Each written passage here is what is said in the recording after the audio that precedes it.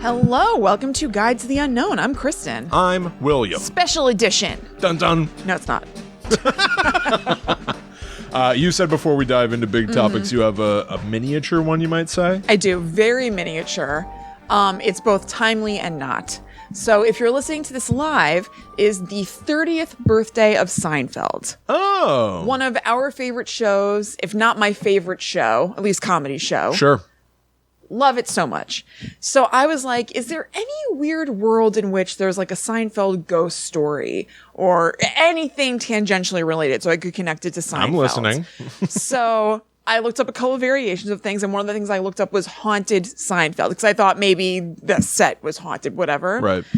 I came across a Twitter account made and seemingly abandoned in 2014 with 2 followers and no following. That's at Haunted Seinfeld, and I think it's hilarious. So this is definitely biting off of, because modern Seinfeld became very, very popular, where it was like, you know, Kramer decides to invest on Robin Hood. Yeah, exactly. You know? But George makes more money than him. Right, exactly. Something like that, yeah. That kind of thing. And I only read the first handful of them, but I really, really enjoyed them. And so it's at Haunted Seinfeld if you want to check it out in honor of the Show About Nothing's anniversary. Cool. So here are a couple. Elaine's new boyfriend only speaks in demonic backward messages. He is a reverse talker.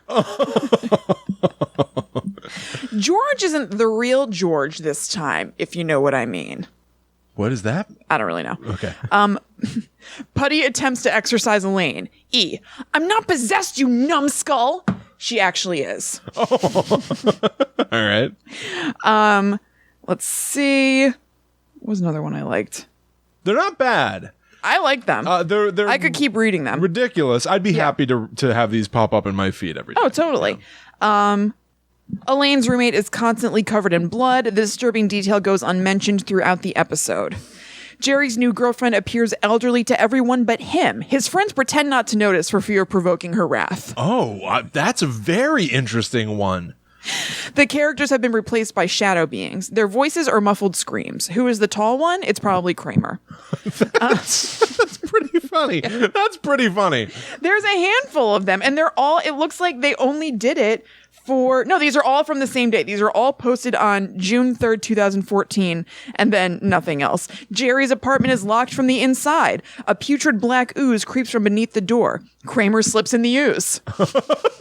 I can see Michael Richards slipping around in some ectoplasm. It's great. This is a real shit Ichabod says type I thought situation. The same thing. A little bit less niche. But there's a group of friends. I don't know. This is pretty niche. Haunted Seinfeld. Yeah, but at least 1 million billion people know Seinfeld. Or people really thinking about the canceled Sleepy Hollow of Fox in 2015 or whatever? I know Fox wishes there were. I do too. I know I wish there were. Everybody follow at Haunted Seinfeld. Let's see what happens. I wonder if the person still has the account and will get the notifications and be like, my time has come. Yes. You know, I just needed society to catch up with me. Totally. And now I rise. Oh, yeah. Together we rise. Yeah, together we rise. The one of Jerry dating a person that can look like an old woman is really interesting as just like a monster conceit. Mm-hmm. And I would hope that in this episode, so I'm about to say something so stupid because these episodes would never exist, but like I would hope that they would never explain the situation. Yeah. The why of it. I think probably not, especially with Haunted Seinfeld's previous idea of no explaining Elaine's bloody roommate. Yeah, exactly. They were just leaving things as is in this world. Yeah, that's great. Haunted Seinfeld. I love it. I will definitely be following at Haunted Seinfeld. Yeah, it's really good. Because I definitely won't forget to. No, I'm sure not. All right. I'll leave it with this one. Under pressure from Mr. Lipman to be edgier, Elaine accidentally publishes a cursed manuscript. The world is doomed. I think they meant not Mr. Lipman. I don't think he'd be pressuring her to do an edgy manuscript. I think they mean like J. Peterman or something. But Jay Peterman ran the catalog. I got all mixed up. Mr. Lipman would be pushing her. Yeah, he was at Pendant Publishing. I was thinking that Mr. Lipman was Mr. Pitt. Okay. Understood. Yeah, no, Mr. Pitt only wanted her to like help him fold his socks. Yeah. Figure out a magic eye. With Moulin Springs. Man, why is Seinfeld not on Blu-ray? I want to see a 4K Ultra HD Seinfeld. Mr. Pitt throwing socks at Elaine. That'd be awesome. You know, Kristen, if they sold that, their stocks would rise high. Oh my God. All right. It certainly would. Anyway. Now, the day you're listening to this episode is not only the 30th anniversary of Seinfeld, it is also a notable occasion known as the day after the 4th of July. Yeah. Yeah. The 5th of July. Yeah. Happy 5th, everybody. So I decided to get a little patriotic. Okay. And take a look at, all right. So we'll start with this. I'm going to start from Mount Rushmore. We're going to take a look at the individuals that are chiseled onto that monolithic sculpture, in a topic that I'm calling Founding Father Frights. Ooh, very good. What was the name you thought you were going to change it from? Founding Father Frights. Oh, okay. This goes so much weirder than you would think. And quite frankly, I'm not even sure it's going to take very long. Yeah. There wasn't much information, but I was committed to the bit. It's fine. I was already committed to the bit. It's funny. My topic is very similar in that I'm not sure it's going to take that long, but I was already so far in that I was like, well, I'm just going to stick. At a certain point, I was just in too deep. Yeah, totally. That's really funny. I couldn't get out. Yeah, we'll see how this all goes. Exactly. So we'll start with Mount Rushmore itself. First up, some just, like boring historical information. The only reason this is unknown is because I'm not that smart. Yeah. So I literally didn't know these facts. Mount Rushmore is in Keystone, South Dakota, and it depicts George Washington, honored for helping birth the nation. Thomas Jefferson for helping grow the nation. Theodore Roosevelt for something else. For and burping Abraham. The nation? It seems like we're going through the stages of a child's growth here, right? Yeah, something like that. I mean, I do find it interesting. So it's birth, growth, development, and preservation. That's cool. George Washington for birth, growth, development, and Abe Lincoln for preserving the Union. Hey, Blinken. So I had never known that idea. I didn't know that either. No. They were originally depicted, or planned to be depicted, to the waist. Okay. But they ran out of funding. So it's just faces. Yeah. Yeah. All face, no waist. Right. That's how I like it. Now, Mount Rushmore is what we know it as, but it wasn't always called Mount Rushmore. Originally, the Lakota Sioux knew these mountains as the Six Grandfathers, or Cougar Mountain. American settlers knew it as Sugarloaf Mountain. What the hell? Down on Sugarloaf. What the hell's going on with Sugarloaf? Sugarloaf looking super sweet. Well, does this mean chiseled presidents that's looking pretty neat. Down on Sugarloaf. Is Sugarloaf drawing us to it? Maybe. Huh. We need to go. I don't know. We need to eat some Sugarloaf and head to Sugarloaf. Katie, one of my best friends and listener of the show, lived very close to Sugarloaf when she was growing up. We talked about it the other day. Is that right? Mm-hmm. So we have a connection. Yeah, tangential to Sugarloaf. We can return to the source. Yeah. The other name that this mountain range was known by was Slaughterhouse Mountain. Whoa. Ask me why. Why? I don't know. Okay. Nobody talks about it. Nobody explains why it was called Slaughterhouse Mountain. Everything I found was just them being like, yes, it was sometimes known as Slaughterhouse Mountain. Anyway, moving on. I'm like, don't move on. You must have thought you really stepped in it in the best way when you saw that, but then no follow-up. I thought I stepped in it all right. Bummer. From a certain viewpoint, I did. Yeah. Really stepped in it this time. Now, eventually, it was named Mount Rushmore after Charles E. Rushmore, a wealthy investor who used to prospect and hunt there in the late 1800s. Okay. He spent so much time there, he was known to frequently joke they should just name the place after him. Oh, so they did. They did. Man, I should just start joking about stuff like that and see what happens. Be hilarious if they named this town after us. If Twix sponsored us and they sent me a bunch of Twix. Wouldn't that be so funny? That'd be hilarious. Anyway.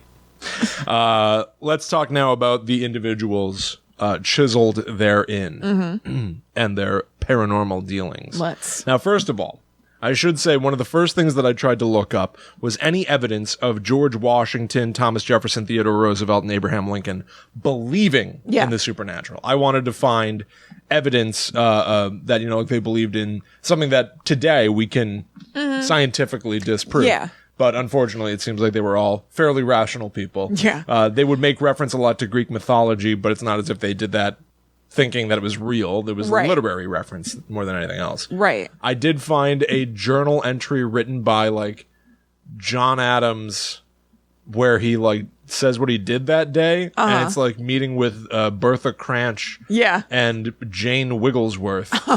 And then he writes an acrostic for one of them. Weird. Do you have a crush on her? Like a kindergartner would do, right. in which he mentions the Sirens song. Interesting. It was the most interesting thing I found along those lines. Yeah. Well, we talked about it in either like the Ghosts of the White House episode or the First Lady seance episode.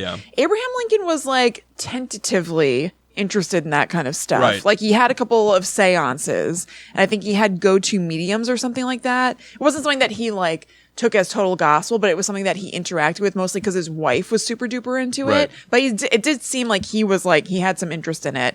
And John Adams, I believe I'm remembering right, was like very into it. Oh, really? I think that in then one of maybe those... my research was just, to be fair, I was looking for like Teddy Roosevelt went hunting that damn chupacabra. Right, totally. That's what I wanted. Yeah, I think that you would find it kind of like incidentally or something like that. But I think it was John Adams who wrote some entries about it. Or you know what? Maybe I'm getting mixed up. Maybe it's that the ghost of John Adams was seen. Wasn't there somebody who was walking around cursing? Like yeah. And I think it was John Adams. So I think I have him on the wrong side of this. Yeah. I wanted to see what they believed in, and I really honestly came up short. So this is about people experiencing the founding fathers as spirits and specters and stuff like that. So George Washington is said to haunt his home in Mount Vernon, where he eventually died. I've got 2 tales of hauntings. Cool. Here is the first. Mrs. William Beale and a friend of hers spent a night at Mount Vernon. At their own request, they were permitted to occupy Washington's bedroom.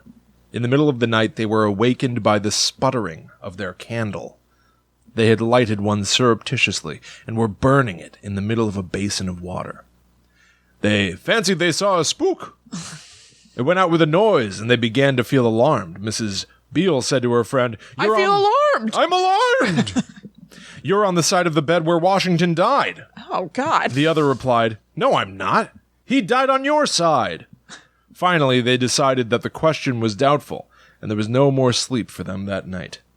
They got up, dressed themselves, and sat around until morning, scared by every squeak of the windows, and at one moment were sure they heard Washington's sword clank distinctly in a corner. Ooh. The sword of Washington. Yeah, I never think about them having swords, really. No, I know. It's real weird. It seems Arthurian. Yeah, it does. But I like the idea of some artifact of George Washington's acting up in the night. Right, that's awesome. Clank, clank. Yeah.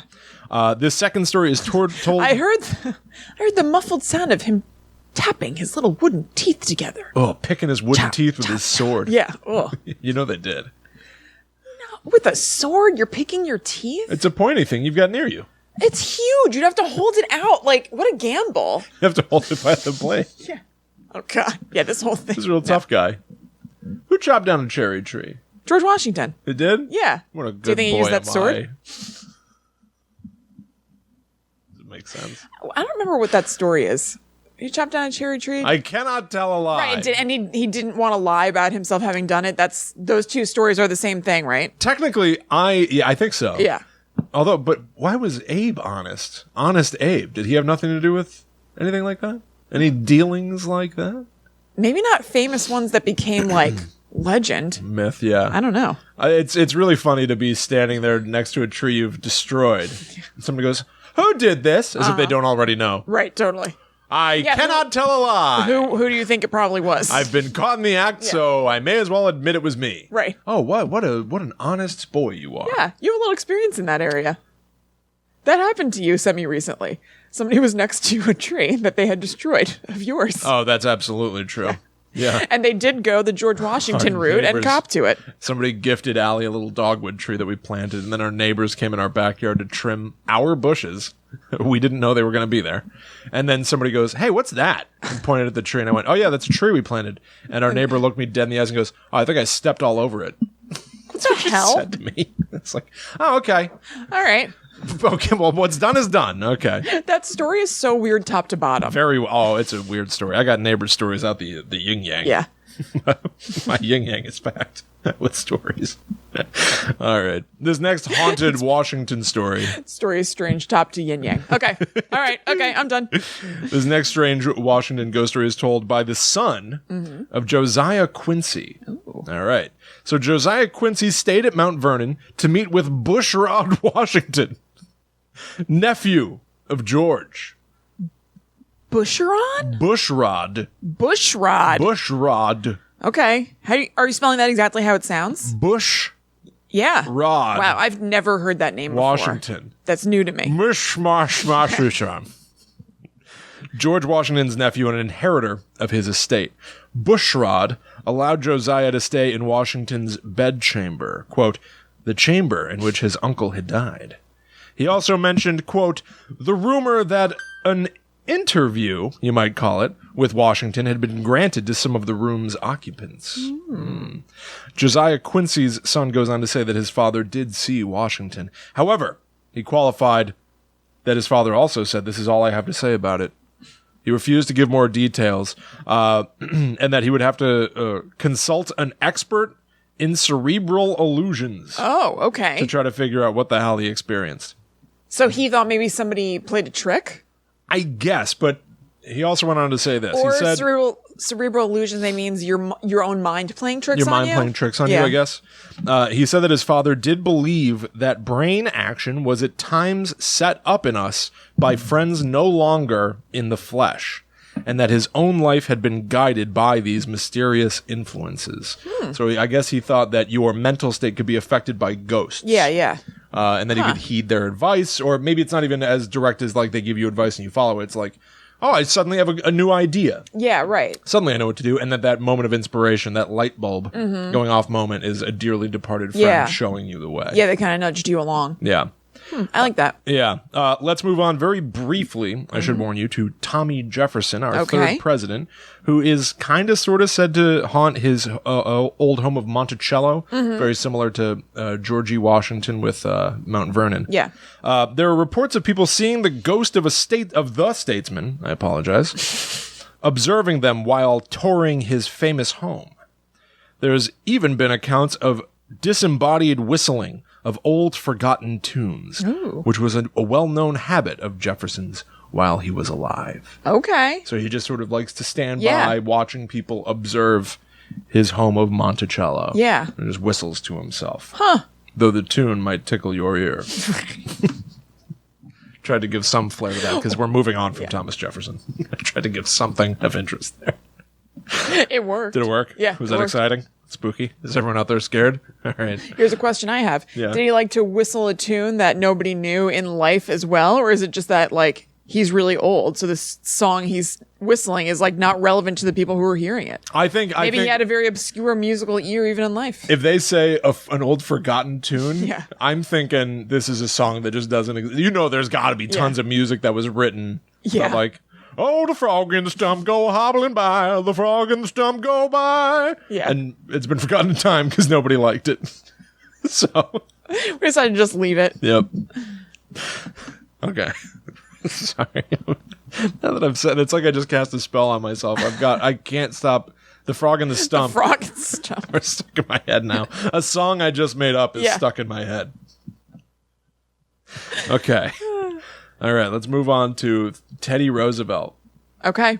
Now, Teddy Roosevelt is a monument of a man. Yes. Legends abound surrounding Teddy Roosevelt, except when I'm researching him. Here's what I found. Except in Spooky World. Yes. Here's what I found about T. Rosie. I'll put this in the show notes. It's not bad enough to be good. Okay. But it is bad. Okay. So a few years ago, ABC News on Halloween sent 2 reporters to the White House. Okay. Serena Marshall and Lena Zach. Okay. And so this link, once again, I'll have it in the show notes. You can watch this. This will be the commentary track for it. Serena Marshall and Lena Zach report about how the White House is haunted. They walk around talking about Halloween. They mention the things that you've mentioned in the past. I don't know the episode number, but you talked about the haunted White House, mentioning that Abraham Lincoln's ghost has been spotted there. And they start to go like, I wonder if other people have been spotted here. They walk into a big hallway and mention that this room is the most haunted room in the entire White House. Then they go, why, who's that? And way off in the distance, hidden from view at first, is Teddy Roosevelt. Oh my God. A man dressed like Teddy Roosevelt. Wow. They go like, wow, what are you doing here? Oh, you lived here quite a long time. He was like, yes, I did. And my wife and I tell you, we had lots of children. I told them to build more rooms and we'll fill them with children. And they go, okay. So the residence is over here. This is where some ghosts have been seen in the hall. And he goes like, yes, and that's where my wife and children lived, and we would fill the White House with laughter. Like, okay.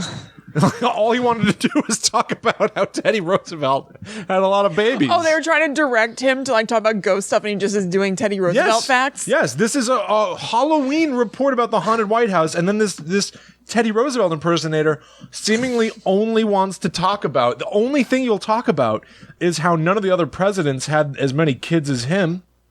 That's all I wanted to say. Was he dressed as Teddy Roosevelt looking ghostly in any way? Like, were his, like, was he great, or it just looked like any presidential impersonator? Any presidential impersonator. Oh, boy. This man was hired, the way and a producer said, a couple of reporters are going to talk to you, and it's Halloween, so they might try to make it spooky, but just roll with it.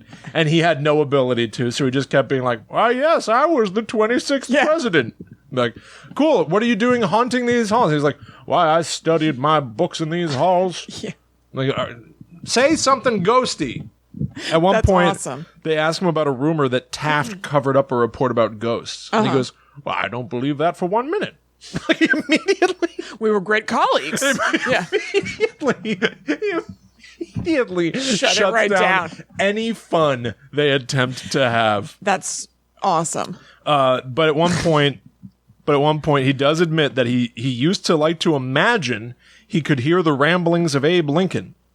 And then he backs off a little bit and he goes, it was more of like a comforting presence and helped me make decisions. And they go like, oh, so you have seen ghosts? And he goes, I don't have any spooky ghost stories. He says that definitively. And then somebody follows up by going, well, we do understand there are plenty of ghost stories here. Yeah, like, you're ruining this whole thing. Then at some point, he goes like, well, I enjoy being here and I'd love to come back. And, we'd love to have you. And a reporter goes like, ooh, so should we keep an eye out for you? Like, should we see your ghost around here? And he gets all confused and he goes, well, it would be fun to come throw my hat back into the ring. He basically turns it into, it'd be great if I could run for president again. Oh my God. He takes it from being like, I might haunt these halls, to being like, well, yes, Teddy Roosevelt today would like to run for president. All right, sir. Oh, their fun segment totally went off the rails. Really not on the same page. They keep interrupting each other. They keep being like, okay, well, so yours. Oh, sorry. No, go ahead. Like, keep like it's so not polished, not flowing, like, busted.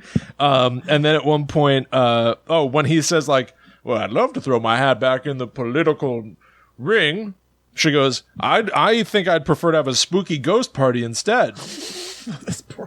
This poor woman, just doing her best to like get it back to where we're supposed to be. Honestly, neither one of them were budging. It's like Batman and the Joker. An unstoppable force meets an immovable object. Right. Either start They're destined to do that forever, this lady and this Teddy Roosevelt. Just start asking them for T. Rosie facts.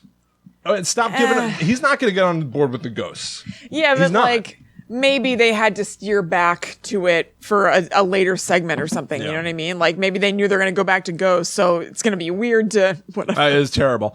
Then, at some point, I can't tell if this was a producer trying to signal them or if somebody just flicked a light switch or whatever. Lights turn off. And somebody goes like, oh, well, they're turning off the lights on us, so... And he says something to the effect of like... Is he like, what? How is this happening? No, Was there electricity when Teddy Roosevelt was president? I'm sure there was, right? Why, all these fire lanterns have turned off simultaneously. Well, if I could have had simultaneous lamp burning in my day... Can you imagine what I could have gotten done? Like a husky. Yeah. Could you imagine what I could have gotten done? I don't know how to do his voice. Ted Rosie. Yeah. He's dead. Ted Roosevelt. He's dead. Me. I mean, he says something to the effect of like, he's like, yeah, it might mean something, though I doubt it. Like, what the hell's going on with this guy? Don't know what the hell it means. And then one of the reporters goes, I think it means they want us to wrap up. And then they literally go. One of them looks in the camera and goes like, "Turn off the camera." Yeah, that's enough.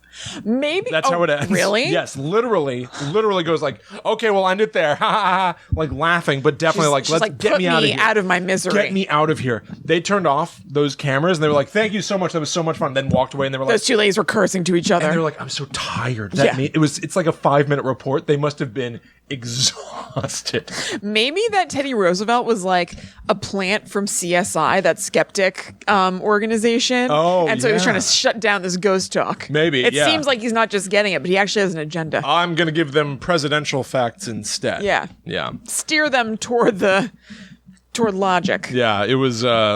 It's really. I'm telling you, it's not even so bad that you'll be like, "What a forgotten gem." Right. But it is like you'll watch it and just be like, "Oh, yeah, oh boy, yikes!" Everybody. All right. Now this brings us to our final president, who is on Mount Rushmore, Abraham Lincoln, the 16th president, the preserver of our Union. Now, again, so as to not step on toes, I'm not going to talk about the times that Abraham Lincoln's ghost had been seen. Kristen has already covered that in a previous episode. What I am going to tell you about, because I forgot about it, and now I know a lot about it. A few years ago, there was a movie that came out. Yeah. And it was called Abraham Lincoln Vampire Hunter. Yeah. And I read the plot. I'm going to tell you what that's about now. I think I saw that in theaters. Oh, God. Yeah. And it was like really terrible. Yeah. Well, evidently it's based on a novel. Yes. Because remember there was a while where there was like Pride and Prejudice and zombies, like lots of things like that. Written by the same guy. Yeah. So there was a wave. Like there was supposed to be Pride and Prejudice and zombies with Natalie Portman or something. Like there was some sort of planned movie that they ended up scrapping because like the time had passed. I think we did make a movie of it, but it just wasn't big. Yeah. So Abraham Lincoln Vampire Hunter is written by Seth Graham Smith, and it is a fictional diary of Abraham Lincoln's, over the course of which, here's some stuff that happens. Here's some stuff that we learn. Okay. As a child, Abe Lincoln learns that vampires are real. His grandfather was killed by one, and his mother didn't actually die of milk sickness as he had believed. Ew. I'm going to die of milk sickness just hearing that. Evidently, Nancy Lincoln, Abraham Lincoln's mother, died of milk sickness. Did you look up what that is? Is it just like drinking bad milk? Kind of, but not in the way that you'd expect. It's like if cows... That sounds worse. If cows grazing have eaten like snake root or something, it poisons the milk. Oh. And so she died essentially of poisoning. Oh. But they called it for like some reason... Like mad cow disease, kind of, right? Mad cow desire. Yeah. Design. Mad cow desire. For some reason, they referred to it as milk sickness rather than poisoning. That is a truly horrible name for something. Better to have that than milk madness. Yeah. You can't stop drinking it. I just love it. I wish I could stop. I love milk. All right. He tracks down the vampire that killed his mother, and he kills it. Yeah. He vows to kill as many vampires as possible. He then meets a vampire named Henry Sturgis, who explains that not all vampires are evil. Henry trains Abe to be a vampire hunter. By the way, spoiler alert for Abraham Lincoln Vampire Hunter. I'm literally just going to tell you the plot now. It's fine. It's crazy. Yeah. Abe Lincoln finds out. So he sees a slave auction happening. And he follows the slave owner and finds out slave owners are vampires. And they are buying slaves not only for the labor, but as a source of feed food. on. Yeah. It is then that Abe Lincoln becomes an abolitionist and decides to make sure that slavery is abolished. So weird. His old friend Edgar Allan Poe warns him that vampires left Europe because of Elizabeth Bathory. So this is what you were looking at when I came in, right? Yeah. Okay, Will was wrapping up his research and just being like, what? Wait, what? I can't not include all this. There's no way to cut it. And I was like, what was this going to be? It's like hard to follow. Yeah. It gets so crazy at the end. At the end, okay, well, whatever. We'll get there soon. Yes. It's just insane. Okay. So vampires left Europe because of Elizabeth Bathory. Yeah, and came to the United States. Edgar Allan Poe warns Abe Lincoln that if they don't stop the vampires, eventually they'll enslave all people, not only black people, which then starts to feel to me like abolishing slavery is not so much about like making sure that we're all treated as equals and like treating all people as humans with a defined set of rights, and more about like, well, but it might happen to me someday, so I guess I'll stop it. Yeah, that definitely changes the vibe. Right? Now, maybe there's another way it's explained if you really read the book that, like, restores some of that, but honestly, the summary of this is like, yo, this does, like... Yeah, this Abe Lincoln isn't quite as honorable. No, it's really weird, and it is also the implication in a weird way is, like, it wouldn't have been worth doing except for the fact that... Right. You know, we had to do it because otherwise all humans would be enslaved, not only black people. Right. Isn't that weird? Yes, extremely. You know, I think historical fiction is very weird. Historical fiction it's real strange. Yeah. Edgar Allan Poe was killed by vampires. Man, that's my next note. Maybe I didn't see this. I don't know. I feel like that's something I have stored in my brain, but I'm not remembering any of this. Remember, I'm telling you about the novel. Evidently, Eep didn't make it to the movie. Yeah. Okay. Yeah. Confederates. I forgot we called him Eep. Eep. Yeah. It's his initials. Yeah. They're as scary as his stories. Right. That's a good way to talk. That's good phrasing. Yeah, totally. His initials are as scary as his stories. Eep. Edgar Allan Poe. When they look at you blankly, you're like, Eep. Eep. You're like, wait for them to catch up. Ep. No, Eep. Eep. Look how funny I am. You have to say it like that too, like Eep. Yeah. I just read The Cask of Amontillado. Eep. Eep. All right, Civil War. The Confederates were vampires. Mm-hmm. All right. Mm-hmm. I'm following. You know, I was just thinking. I'm surprised that the vampires were driven out of Europe by Elizabeth Bathory. Was the deal that she was taking all the blood for herself? So they're like, we have to get out of here because there's like nobody left for us. Because isn't Elizabeth Bathory the person who would kill virgins and bathe in their blood or whatever? I don't know. I think so. We may never know. You know what? We may never know. Elizabeth Bathory liked to take a bathy? That her? Can't be right. I thought it was right. Who was Bloody Mary, Queen of Scots or whatever? Wasn't that her? Have we learned anything over the course of doing this show? Hold on. It's all just become a maelstrom of ideas in my head. But that's so weird. How come I've never have we as a society made the Bathory bath connection? Is it called a bath because of her? What if it is? Oh my God! Hold on. I'm going to the Wikipedia. This is a real one. No, I mean, I am right. It's Elizabeth Bathory who did that. But do we call it a bath? Because I hope your topic can restore some prestige to the show, because this might be one of the worst. Oh, no, This might be the worst episode of this show. Oh, it's going to tank it. Oh, hell yeah. This is not a highbrow episode. Buckle up, everybody. We're not. I don't know how I could find this, but I've never... There's no reason to look. Elizabeth Bathory took baths in blood, huh? Yeah, she was known for her Bathory. Maybe her name is really like Elizabeth de Armand, but then she got known as Elizabeth Bathory? No way she became colloquially known because of baths. They changed her name. Don't pretend to Google this. You don't have the mental... No, that's just her name. Yeah, there's no way that you're going to be able to focus well enough on your phone to even do a real deep dive. We may as well just admit that we don't know. I know. I just wanted to know. And we'll never know. I just wanted to know about the name thing. I may never, ever know what the deal was. I have no idea. Anyway. How very odd. What I can tell you is the rest of the plot of Abraham Lincoln Vampire Killer. Yeah. A vampire assassin kills Abe's son, Willie.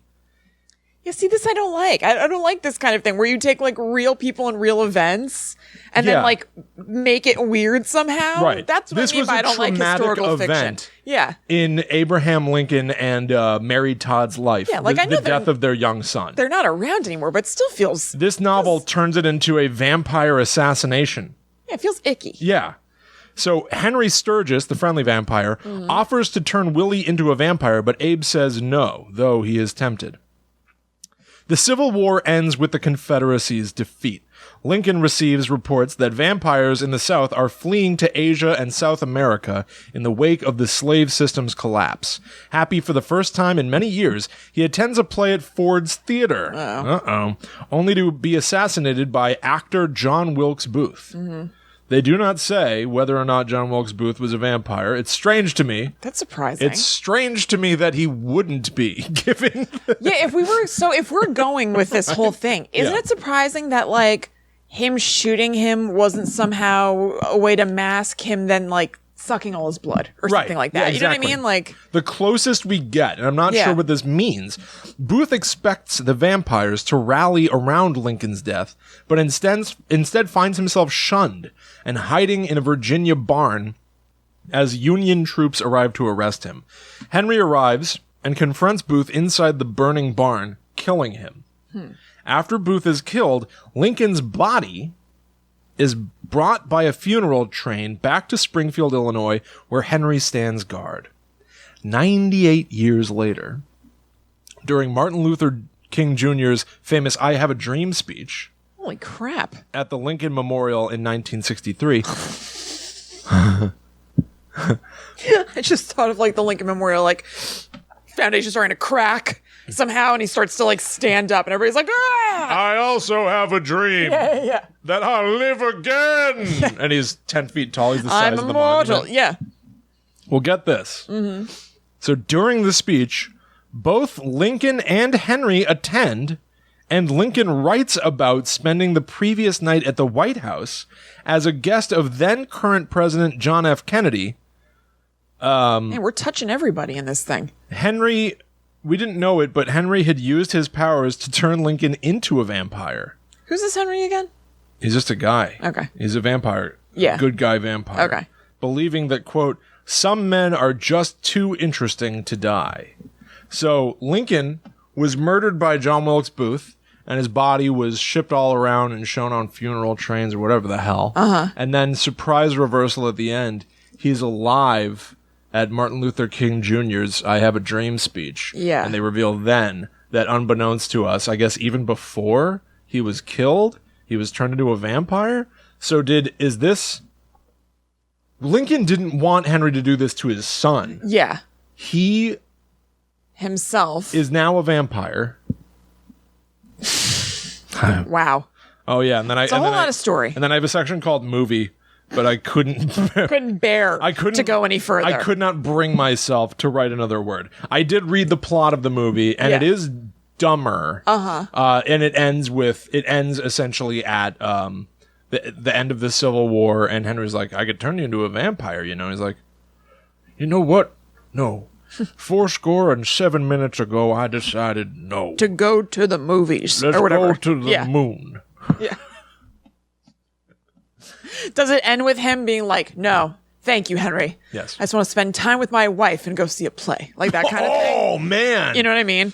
That's a good ending. That's a good ending.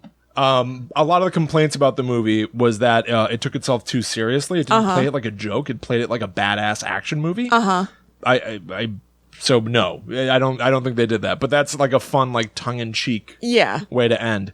Now, what I did do to cap all of this, we did this once previously. We're big fans of the podcast, How Did This Get Made? Mm-hmm. I decided to, in place of really looking at the movie, I looked at 5-star reviews of Abraham Lincoln Vampire Hunter on Amazon. Excellent. So a little second opinion. Exactly. I picked 3. This first one's pretty simple. It's by John A. Lindquist. It's titled Enthralling. John says, I bought this movie as a regular DVD, and it leapt from my computer screen and kept me in its grasp to the end. What a production! Note the hundreds of names in the final credits. Not the mark of, like, that's fine. Yeah. It's great that, like, hundreds of people had... It's not like that's the mark of a good movie. No, exactly. It's just, that's not a known mark of excellence. No, like, sometimes you'll see a bad movie and there are only, like, 4 people who worked on it. I don't know what the hell that's supposed to mean. I would actually argue that not all the time, but sometimes that can be kind of a strike in the negative column where it's like, why are there like 15 executive producers of this thing? Right, like what happened? Oh yeah, exactly. Yeah. Look at how many people wrote this. Yeah, it's like, why did they have to keep bringing on? This isn't this isn't standard. Note the hundreds of names in the credits. Yeah. To see that's a great very movie. funny. Wee Susie says, when I left the theater, it was with wonder. Could the reason for the Civil War be as different from what we know as the politics of today? What? I'm not saying that I believe or don't believe in vampires. She won't rule it out. It does seem odd, though, that countries in Europe do believe in them. The movie has a lot of gore and a lot of suspense. You are literally on the edge of your seat. Honest Abe is true to what we have all been taught about him. He was a good president and a good man. This movie brings all that and more home. Had to have a copy for my own library because it does make you think. And finally, it certainly does. And finally, from Jackie, I have a review titled Delicious Outside the Box Vampire Tale. I love vampire movies, and this one especially so, because it was creatively outside the box. I love horror, but usually they follow a strict formula. This one deviates deliciously. Oh, wow. Second use of delicious. I was about to say. Delicious gets used twice in this review. Yeah. The movie cast was filled with lovable, driven characters fighting vampires during one of the blackest periods in American history. It was hard not to be enraptured from the beginning credits. Awesome job taking a theme and twisting it on its keister. 5 stars. It's from Jackie. I can see why you pulled that one. I don't know what the awesome theme was that they twisted on their keister. Abraham Lincoln's life? That they twisted on its What did they keister? twist? I'm not sure what they twisted. It's either they twisted vampire stories on their keister by throwing Abe Lincoln in it. Yeah. Or they took wonderful theme of Abe Lincoln and twisted him on his keister. Right. Put vampires there, too. Also, I've heard turn on its head, but twist on its keister. Twist on its keister. I don't know.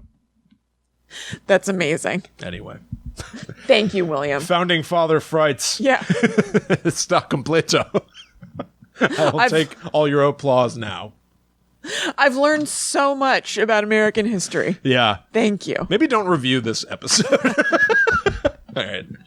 Don't speak too soon. Okay. All Might right. be bringing the heat a little bit here. Got. Okay. Yeah. Can't wait. So from one hallowed institution to the next. I love our transitions from things. William, you ever heard of the Playboy Mansion? I have heard of it.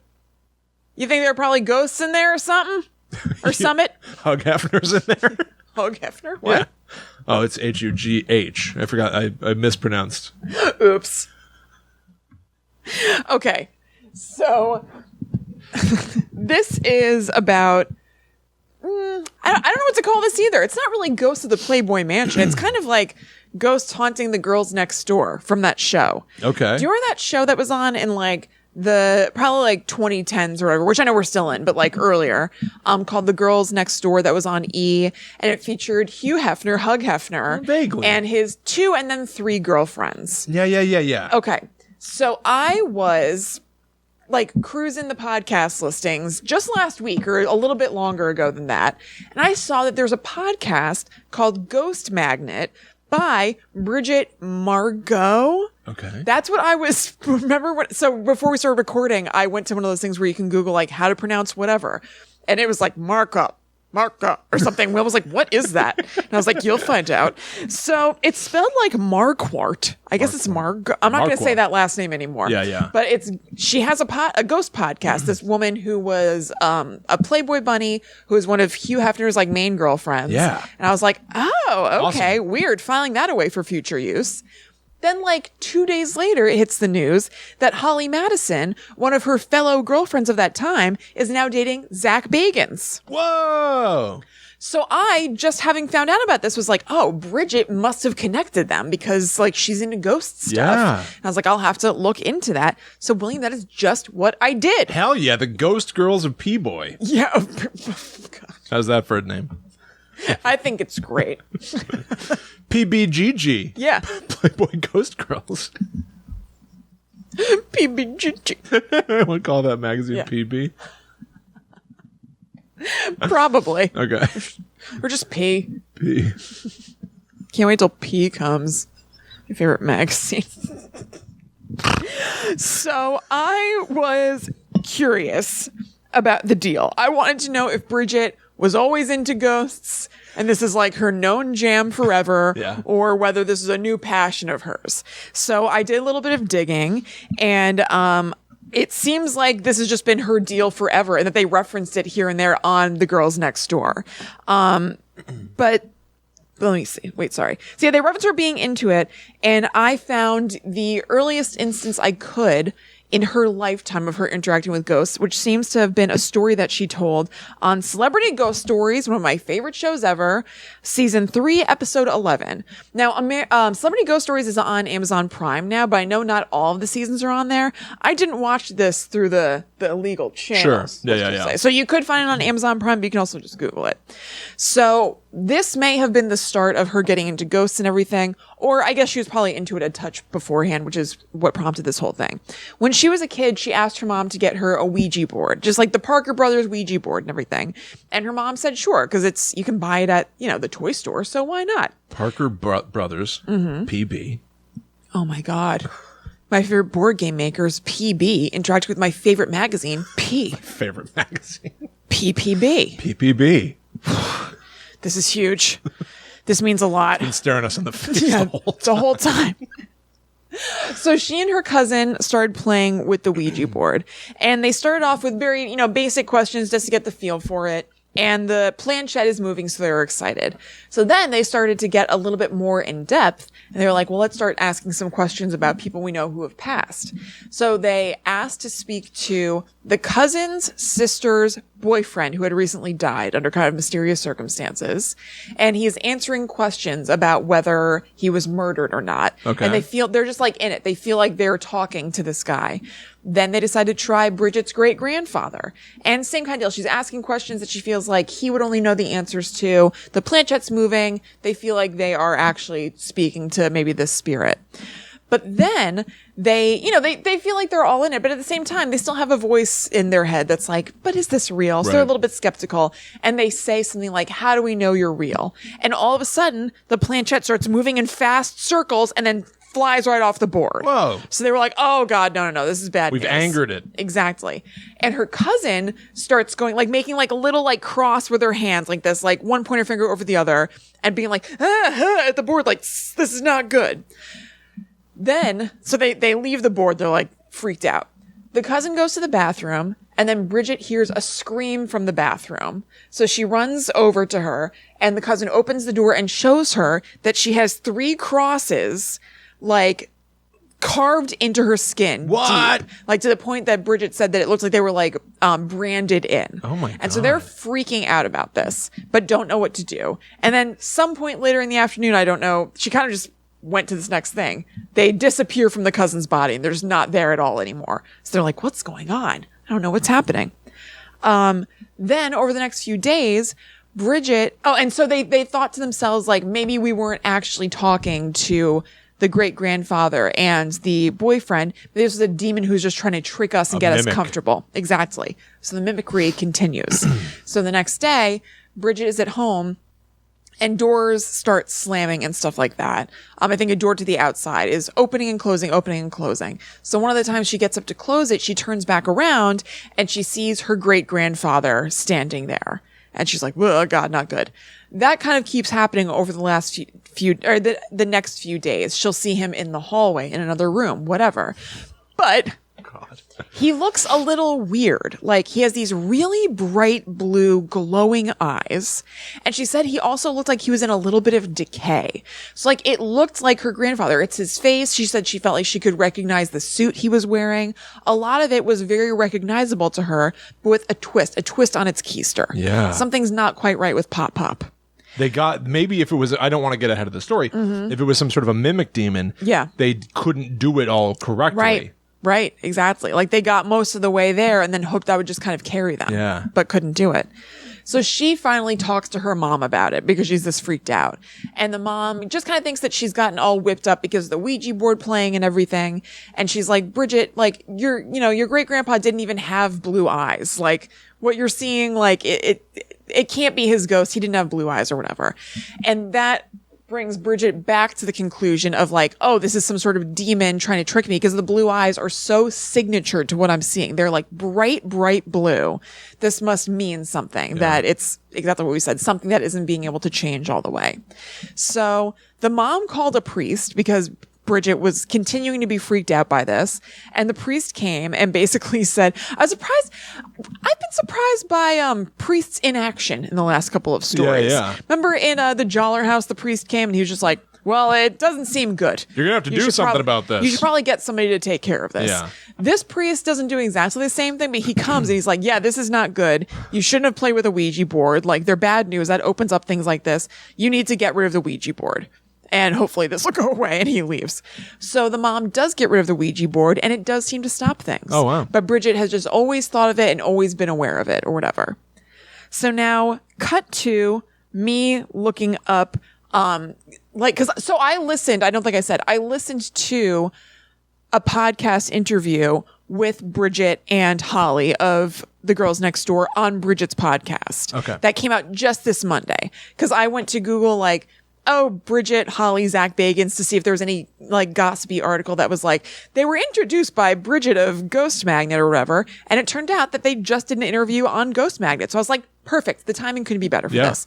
So I'm going to reference that a little bit more later. But in that podcast episode, they say something about having ghost hunters come to the Playboy mansion.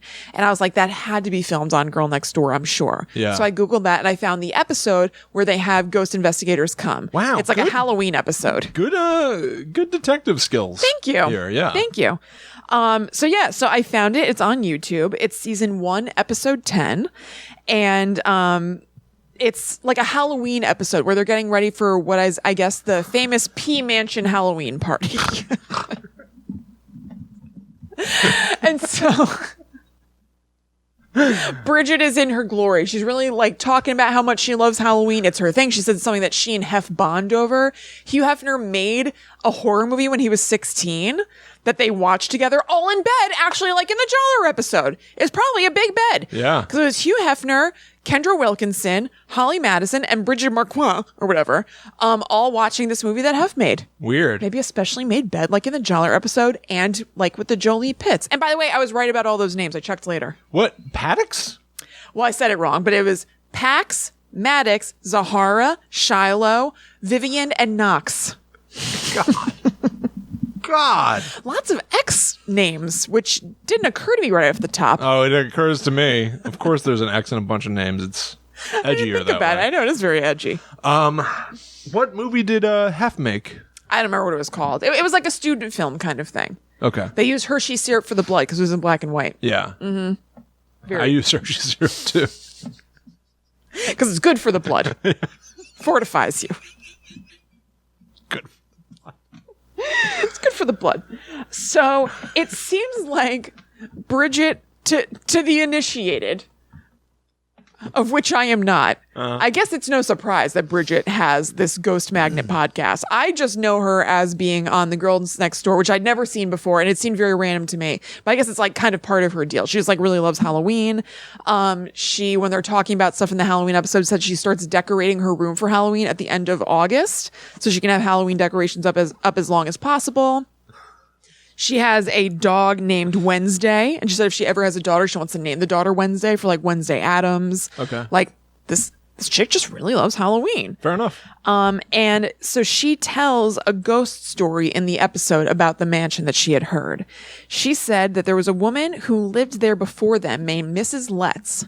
Great name, who was the wife of the original mansion owner, and that she heard that she had jumped from the indoor balcony onto the marble floor of the great hall in the front and died. That's the rumor. Like, they're talking about it in front of Hef's longtime secretary, Mary, and she's like, that never happened. Right. Or whatever. Not that they lived there during that time, but she's just like, that's not true. It's a legend. It's not, it's a made-up story. Right. But Bridget says that she thinks she has seen her. She said that one day she and her sister were hanging out in her room and that she saw out of the corner of her eye a woman in the doorway to her room. But then when she turned and looked at it full on, it was gone. So this sets up her calling a paranormal investigator and a medium to come check out the mansion and set up a little plot for this episode. So I had never seen The Girls Next Door before, which is kind of surprising to me. I realized I'd never laid eyes on it. Yeah. It's very cheesy in a way that I would really enjoy, but I was like, this is too much for me. Like, what makes it cheesy? They do like weird effects, like, and I assume it felt perfectly in place, but I think the effects were tailored to the Halloween episode. I'm sure in another episode they're doing similar effects, but that are tailored to that subject. It's like for the Halloween episode, they're doing lots of like lightning flash between scenes and like, oh, it's stuff like that. And there's just like really weird zany music throughout, like horn music, like brum, brum, brum, brum, brum, brum, brum, like when they're doing stuff. It is a weird show. It's a lot. So the medium that they say his name is Barry Taff, another perfect name, a medium named Barry Taff. And he comes with an assistant named Paul. Now, you never get any elaboration on Paul, but Paul really makes his presence known. If anything is haunting this episode, I would say it's Paul. So he meets with the girls, and Hef ends up coming in too. And they tell him about incidents, but they don't get super specific. They're just like, yeah, we've always felt stuff. It's very weird. We'll just kind of feel like we're being watched. And there are a few more specific things they get into later in the episode. But at this point, they just kind of say there's a weird vibe and they feel like they're being watched sometimes. And based on this stuff, Barry and Paul say that it's not impossible that Bridget herself is a catalyst and what Barry calls a poltergeist agent that can trigger certain events. Paul says, do actors need a poltergeist agent? And it's tough. Whoa. It's tough. He does a couple other things like that.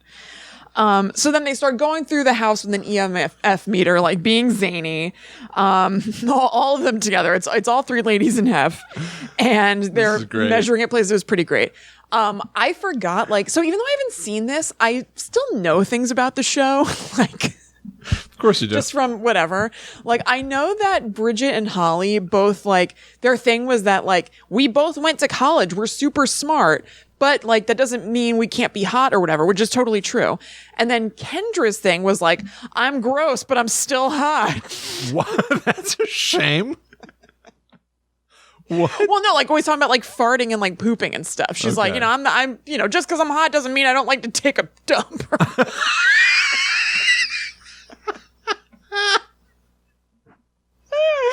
So I was aware of that, but I'd forgotten. Hey, you're pretty hot. It. I bet you don't like to take dumps. I bet you hate taking a dump. You're so hot. She references God. Taking an SH word at some point in this. And I was like, oh, that's right. I forgot. Yeah, Kendra Wilkinson is like that. So cool. You guys have fun on that ghost. I'm gonna go take a shit. Just isn't seen again for the rest of the episode. Okay. I guess she's gone. I guess. All right. And then there were 4. Oh, God. What happened? We're dropping like flies. Speaking of flies, Kendra. There were multiple references to Kendra being well, I'm just a regular girl, or whatever. I didn't like this show. It seems like the kind of thing I would like, but I was not into this. What a cool defining trait. Yeah, I especially wasn't hot on Kendra. And also, she was very much I don't really subscribe to this ghost crap or whatever. She was just look, I'm just a normal girl who's not dealing with any of this bunk or whatever. But the other two still talk, you said. Wait, yeah, I don't know if they really talk to Not Kendra so much. But here's the thing. Kendra was later on Celebrity Ghost Stories herself, which spun off into an episode of The Haunting of with Kim Russo. So Kendra eventually becomes a believer. And I was remembering, I was like, wait a second, is Kendra just putting this on for the show? Because I knew I had already seen her on The Haunting of, and The Haunting of spins off from Celebrity Ghost Stories. So I was like, she's participated in paranormal television before. And I was like, did she make up a story or something? Which thing is lying? When she was on Celebrity Ghost Stories, was it a story of growing up in a childhood home that's haunted? And which would mean that then she's lying on the girl next door and being I don't believe this. Or did the girl next door need someone to be the skeptic? Well, could be.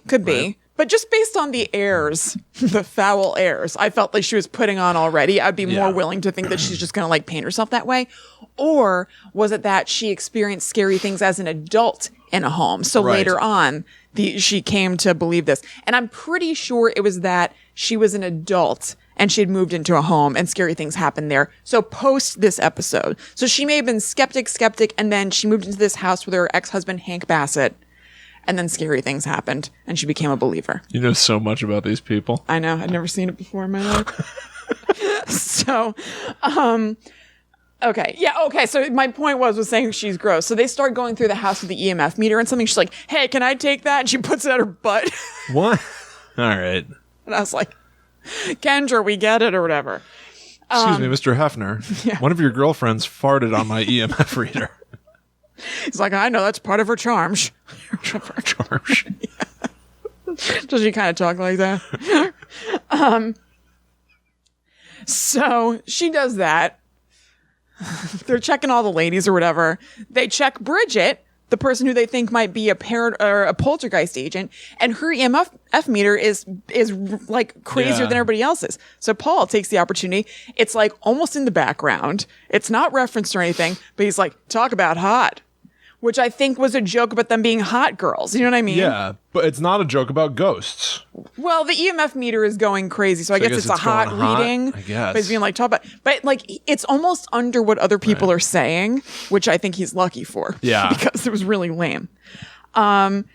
So they check at the balcony where they say that Mrs. Letts jumped off, but there's a higher reading there. They check in Bridget's room in the doorway, and there's a higher reading there. Then they decide to go check in the library of the house. And the reason they specifically go there, and this isn't explained any further than what I'm going to say to you, is that Holly says that one of the butlers told her that her pet Pomeranian, Panda, was being pet by a ghost in there one day. I don't know. Yeah, no further information necessary. I don't even want to talk to the person who saw it. Right. So I guess they saw a ripple of the dog's hair or something, like in Hollow Man. I don't know. It was being pet by a ghost in there the other day. Yeah. Okay. So those guys leave, and they're just like, whoa, this is crazy. Paul, is playing things up a little bit. He's like, this just stopped working. My equipment actually just stopped working in here. Like, Paul's making the most of his airtime. Yeah. Yes. And they leave, and the seance lady comes in a little bit later. And they tell her a little bit more about some incidents that have happened in the house. They say that TVs turn on and off, or the volume will suddenly go way up, and lights flicker on and off. Damn thing's on the fritz again. Well, that giant bed. I'm sure the clicker gets lost in there. One of them rolls over it. And during the seance, the medium tells them that it's not Mrs. Letts who's haunting the Playboy mansion. It's a single spirit who's in there, who's been inhabiting that area since time began. Since time began? That's right. And the ladies aren't into it. None of the ladies, they do their talking heads and they're just like, yeah, I was disappointed with what she said or whatever. Like, it didn't really track. But the one weird thing that happened was like, Kendra's like, yeah, she had me hold a rock or some crap. I don't know. Cause I guess she gave them like crystals. Okay. And, but then they show Kendra put it in the toilet. Yeah. Plonk. Not the first time there's been a splash in there. Yeah. And like Hef is at this seance. And so Kendra is holding the crystal and she's like, guess what I'm thinking, Hef? And he's like, oh, I imagine it's about football. And she's like, it was about football. So then they go to the talking head. She's like, I guess this rock worked. Whatever. So they just did not feel like this medium was accurate. But was she? Let's go to the present day now. Oh, boy. Back to Ghost Magnet podcast. Oh, boy. In the episode that I listened to, Bridget and Holly talk about the fact that they later found out that whole Mrs. Letts story wasn't true. It was made up by another playmate like 20 years ago who didn't want a lot of other playmates hanging around the mansion. And so she was trying to scare them off. Whoa! Which is awesome. Scooby-Doo. Yes, she Scooby-Dooed it. So maybe it is not Mrs. Letts, but maybe it is this figure that's been here since the beginning of time. Who knows? So they. How come one of the options you suggested isn't? It's nothing. William, be realistic. Not even here. on the table. Absolutely, William. That EMF meter went nuts. It went nuts on that balcony where Mrs. Letts didn't jump. What did it happen when Kendra put it by her butt? Did it do anything? No, not really. She was just kind of like, whoa, is it going nuts or something? I don't remember. No. Kind of. I think Paul had something to say. Give it back. Yeah. It wasn't notable enough for me, so I don't think anything happened, but she was just like,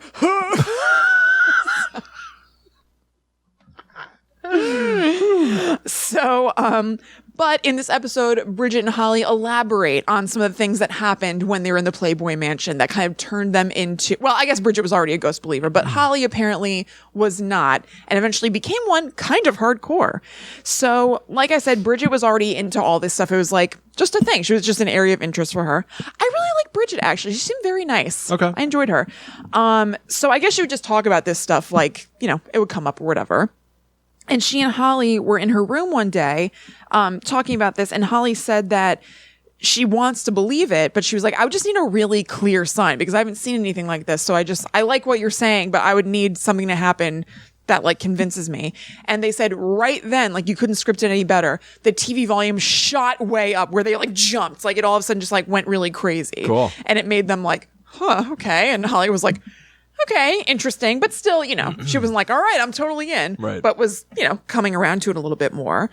And then some other things specifically happened to Holly there that ended up kind of prompting her to believe in stuff a little bit more. So she said that she was in the gym in the mansion, just like cooling down on the treadmill, which kind of plays into it. It's the reason I mention it. And this girl walked in, and she didn't see from where she walked in, but a girl walked in. And it was somebody who was dressed in contemporary clothes. She said she was wearing like a pink outfit. She had like highlights. Like it looked like somebody who would be there on a normal day or whatever. But she said, I thought this was kind of funny. She could tell that she wasn't a playmate, but that she looked like somebody who might have gotten an invite to a pool party somehow or something. So reading between the lines, it was a girl who wasn't hot enough to be a playmate, but somebody who could maybe somehow score an invite to like hang around the pool or something. I don't really know how the whole system at the Playboy Mansion works, but whatever. So she's walking on the treadmill for a while, just in the same spot for a while. And then she realized that the girl wasn't in the room anymore, but she would have had to walk right by her to leave the room. So she was like, I definitely would have noticed her leaving. Like, how the hell did she get out of here? And so she was weirded out. And this is something I didn't know and I would like to look into. It might not be for the show, but just something I didn't know. They said it like this is a known thing. The Playboy Mansion has a lot of secret passageways. Oh, really? Yes. So she was like, So she was like, there are a lot of secret passageways. Like maybe there's one in this room and I wasn't aware of it or something. And she noticed the outline of a door in a wall of mirrors. There's like a wall of mirrors in the gym room. So she went to it and she was like, oh, like how did I not notice this before? Did this girl use this or something?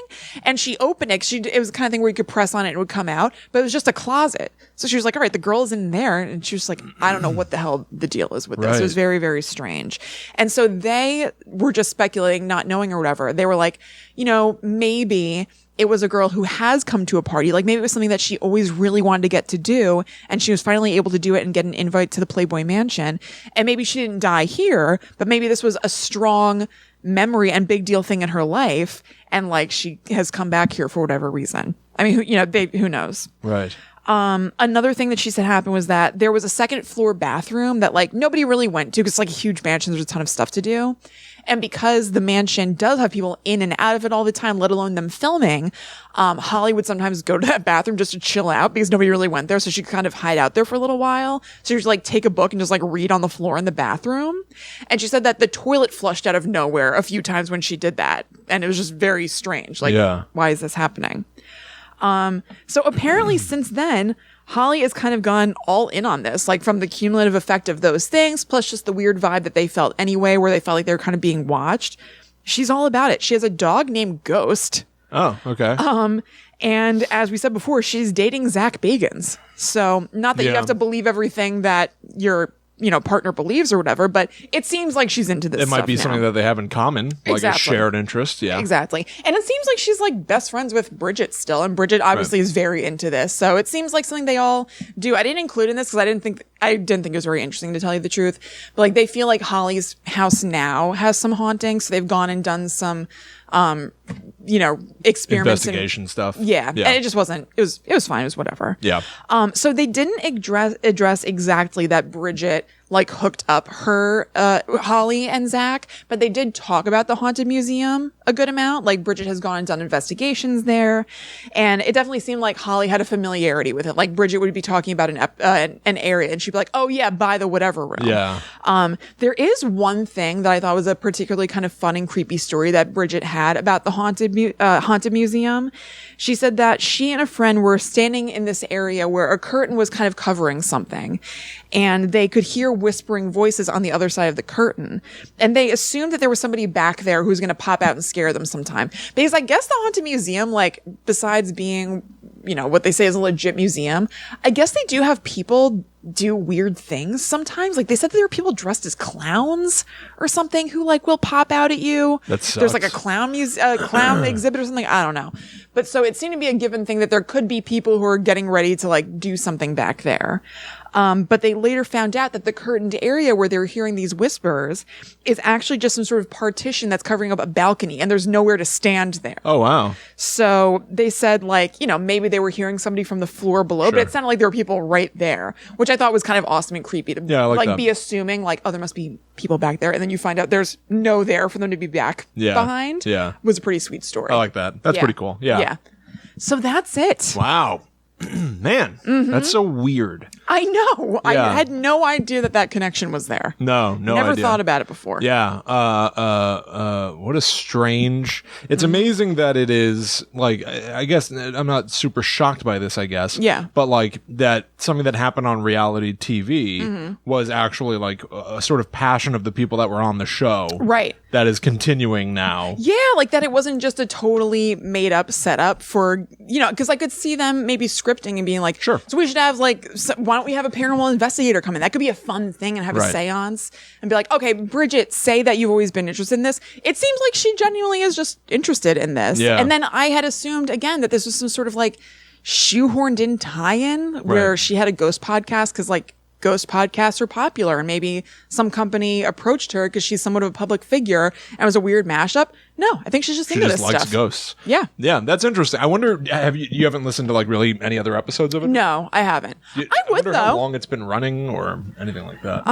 Let me take a look real quick. What did Hef say? Did he have anything to say about any of this? Was he part of the episode? He was. So on the podcast I listened to, they said that Hef didn't really like to entertain the idea of it being haunted, and that they said they were having a hard time finding the word.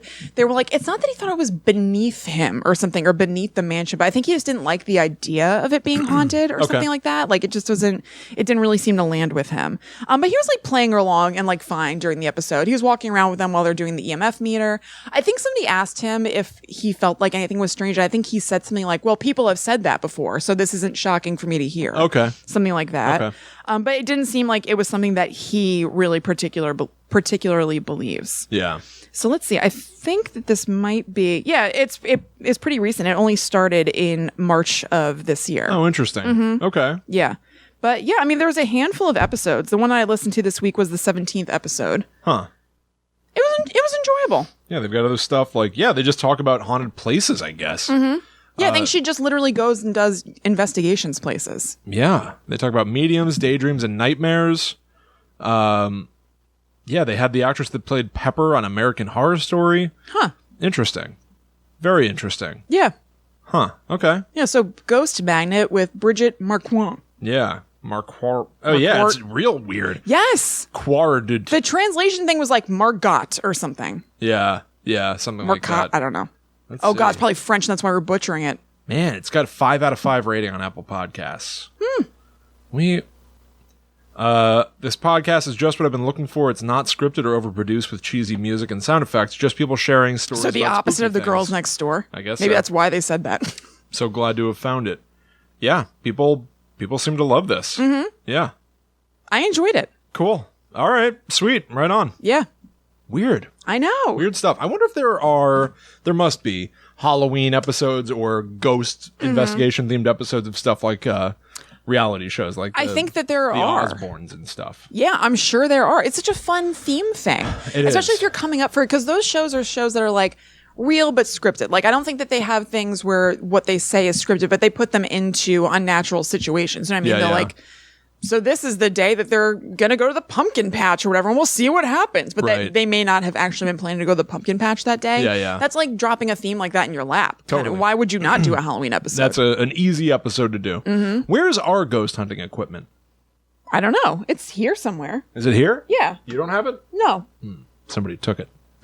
No, it's here somewhere. Spirit of Spectre, a demon. Spiritu Sante. That's probably like on that shelf or something. I guess so. Yeah. We should do an investigation. Yeah, we should do an investigation. Halloween is coming up in a few months. Yeah. 3 months. Let's start planning. Yeah, okay. I'd like that very much. All right. All right. That's it. That kills it. That's it. That's a wrap on this week's episode of Guide to the Unknown. Yeah. Thank you all so much for hanging out with us and having a spooky good time. Or I think you did restore the show. That was fun. That felt good. Yeah, that felt good. Yeah. Yours felt good too. I'm just saying. It's just psychotic. Yeah. It's all over the place.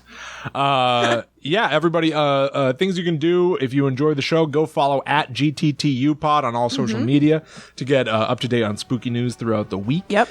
You can join our secret society group on Facebook, a little closed group at facebook.com/groups/GTTUpod. Hit us up on patreon.com/GTTUpod if you'd like to give a little something back to us. You can also talk to us individually online. That's right. I'm at Chillin' Kristen on Instagram and Twitter. I'm at The Myth Traveler.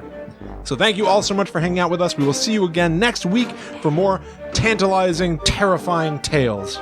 But until that time comes, we must travel. Back to the netherworld. Go we.